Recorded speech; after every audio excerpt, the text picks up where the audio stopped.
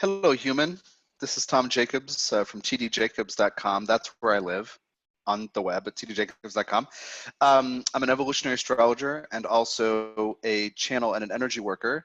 And lots of tools at tdjacobs.com, astrology, channeling, meditation, energy work, crystals, all kinds of different things, including some resources on Chiron. This video is about natal Chiron in the 8th house. And the resources include the Chiron audio course, the new Chiron Natal Report, which I'll explain at the end, and also the Chiron book, Chiron 2012, the Aquarian Age, the key and how to use it. That's on my site, as well as Amazon and ebook via Kindle. So how I work with Chiron is unique. So I'll refer you to check out, or I'll suggest you check out if you haven't seen them already, the Chiron overview video and also the Chiron and energy management videos. It's about 35 minutes or something like that, explaining my unique approach and how I work with it. So some of the things in this video may not make total sense until you understand what's in those videos. I use Chiron as the marker of energetic and emotional sensitivity. We can get beyond what turns out to be a false dichotomy, wounded versus wounded healer. I treat wounding and healing as responses to energetic sensitivity. When I can feel what you're feeling, what do? I can either be like, oh my God, that's terrible, or can I help you? Wounded or wounded healer. But when we learn to deal with our emotional and energetic sensitivity in new, conscious, mature, evolvable, high-level ways, which is what I'm teaching with Chiron, then we get beyond that and we can deal with our sensitivity and vulnerability and insecurities and uniqueness. So the 8th house of the birth chart represents intimacy, trust issues, deep vulnerability, deep partner pair bonding, and any part of and shared resources, including money and time, things that we do together, things that we're tied to together, or things that tie us together, money, time, shared values. But in the 8th house, it's where when we're healthy, it's when we reveal a part of ourselves that we do not normally show. If you run into me and meet me, you'll see my rising. You talk to me for 3 minutes, you get my sun. If I start to trust you, you'll see my moon. We talk for half an hour. You know, you'll see these different parts of me, and you'll be like, oh, his Mercury. Oh, yeah, maybe his Mars is blah, blah, blah. Wonder what's going on in his 3rd house or 1st house.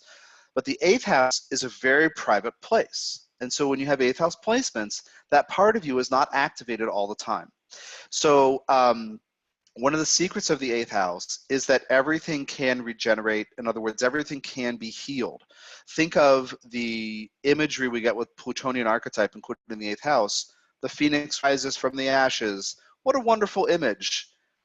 But you have to acknowledge that getting burned sucks. Like, living through the fire is terrible.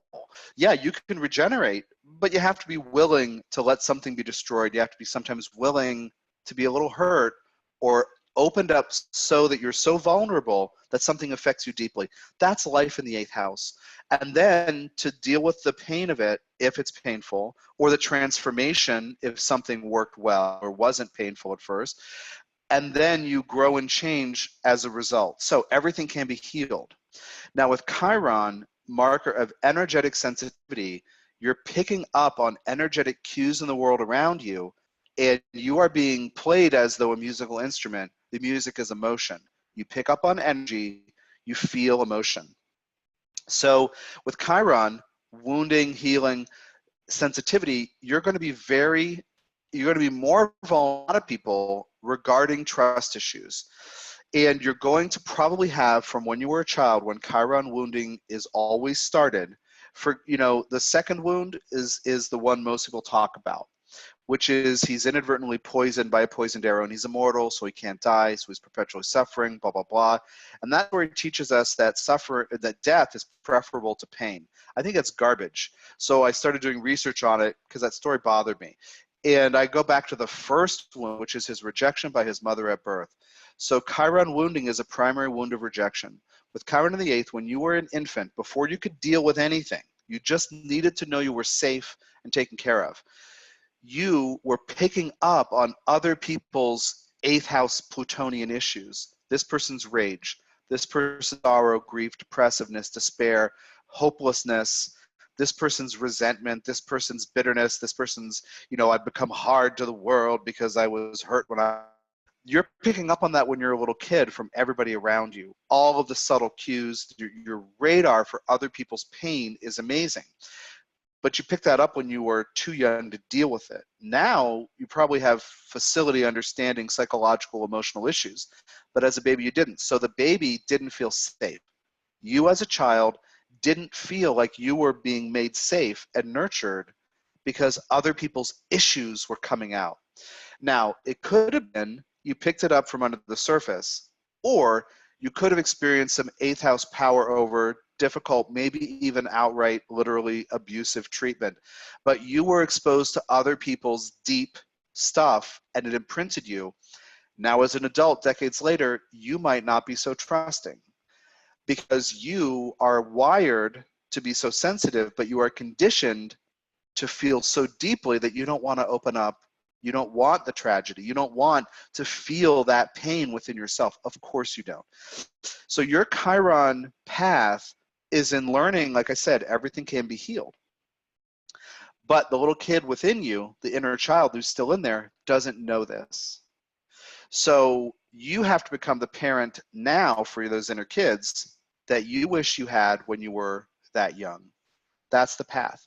Compassion, holding compassion for their pain, for their woundedness. If you were abused in some way, overtly or inadvertently or intentionally or obviously overtly or not, you know, whatever it is, parts of you need to know that you're safe. Now, like I said, your radar for other people's stuff is super strong.